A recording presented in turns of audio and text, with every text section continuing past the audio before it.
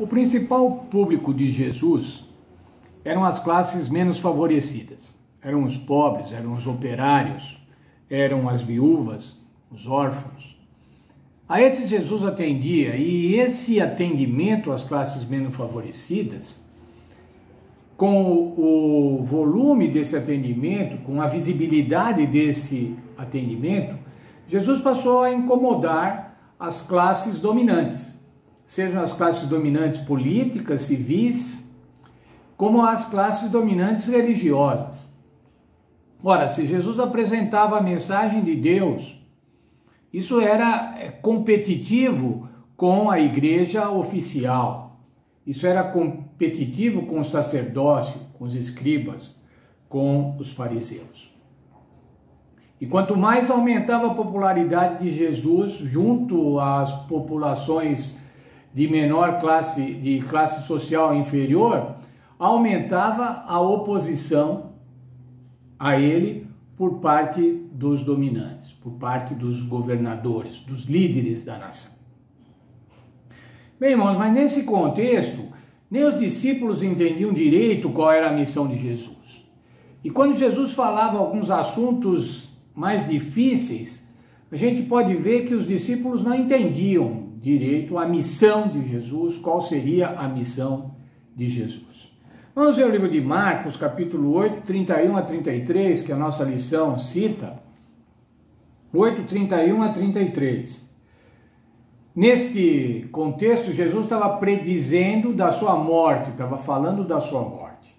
Então começou a ensinar-lhes que importava que o Filho do Homem sofresse muitas coisas, fosse rejeitado pelos anciãos, pelos principais sacerdotes e pelos escribas, fosse morto e que depois de 3 dias ressurgisse. Ele dizia abertamente essas palavras, e Pedro, chamando à parte, começou a repreendê-lo. Jesus, porém, voltou-se e, olhando para os discípulos, repreendeu a Pedro e disse: Para trás de mim, Satanás, não pensas nas coisas de Deus, mas sim nas coisas dos homens. Quando Jesus declarou abertamente, como diz aqui a Bíblia, que ele ia morrer, que ele ia ser perseguido, Pedro tomou um cuidado especial, chamou Jesus e falou: para de falar isso, não tem que falar isso.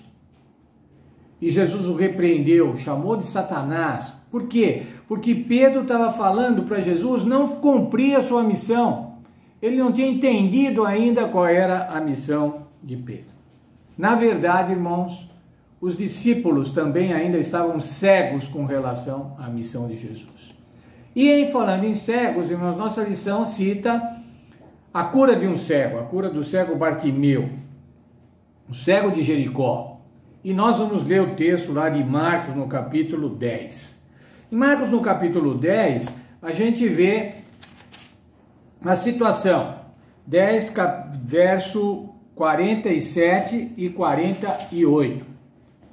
O cego que ficava lá naquela cidade, em Jericó, ele ouviu que Jesus vinha vindo.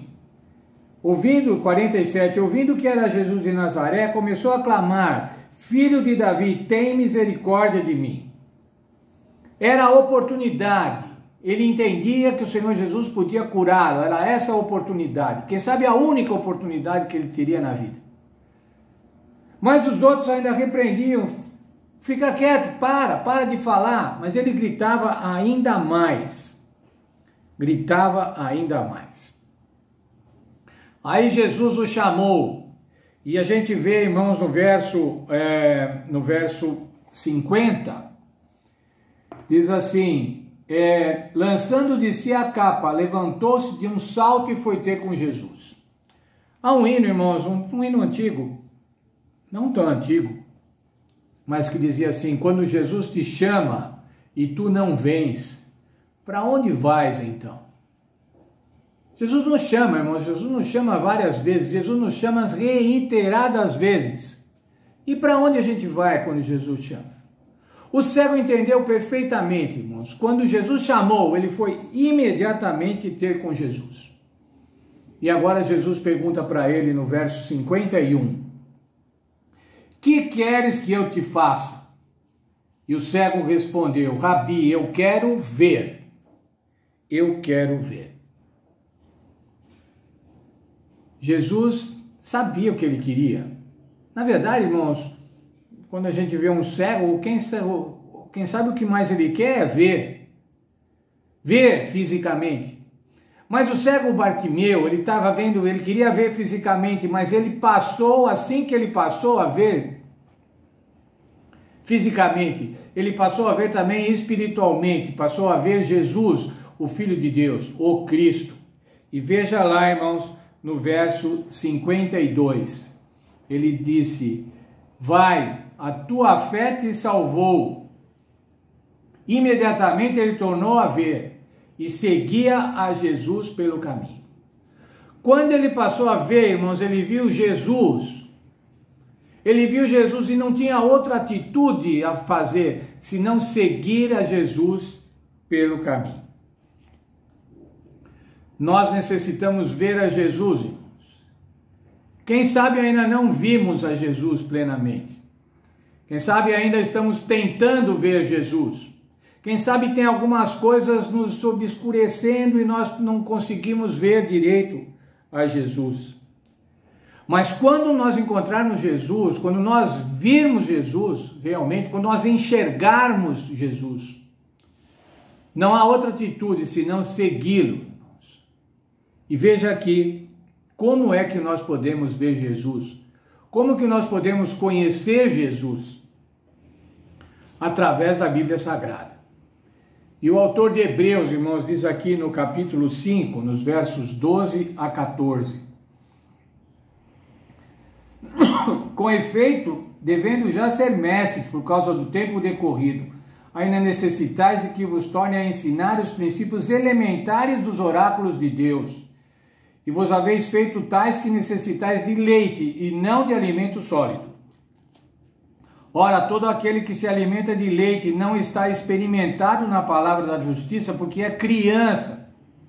Mas o alimento sólido é só para adultos, para aqueles que pela prática têm as faculdades exercitadas para discernir tanto o bem como o mal. Será, irmãos, que nós ainda estamos nos alimentando de leite? Será que ainda estamos precisando de leites? Nós não somos mais recém-nascidos, irmãos. Alguns, como eu, estão na igreja há mais de 60 anos. E a Bíblia diz assim: será que você ainda precisa de leite depois de tanto tempo? Como é que nós podemos obter alimento sólido, irmãos? Estudando a palavra de Deus, não deixando de estudar a palavra de Deus, aplicando o nosso entendimento, aplicando a nossa inteligência, o nosso tempo no estudo da palavra de Deus. E aí, quando isso acontecer, irmãos, nós vamos ver a Jesus. Vamos conhecer a Jesus, vamos entender quem é Jesus. E quando isso acontece na vida de qualquer que seja, irmãos, não tem outra saída senão seguir a Jesus. E Deus nos abençoe, irmãos, que a gente possa compreender quem é Jesus, ver Jesus, enxergar Jesus na nossa vida e dessa maneira segui-lo até a sua volta ou até quando descansarmos, mas descansarmos na certeza da vida eterna em Cristo Jesus. Amém.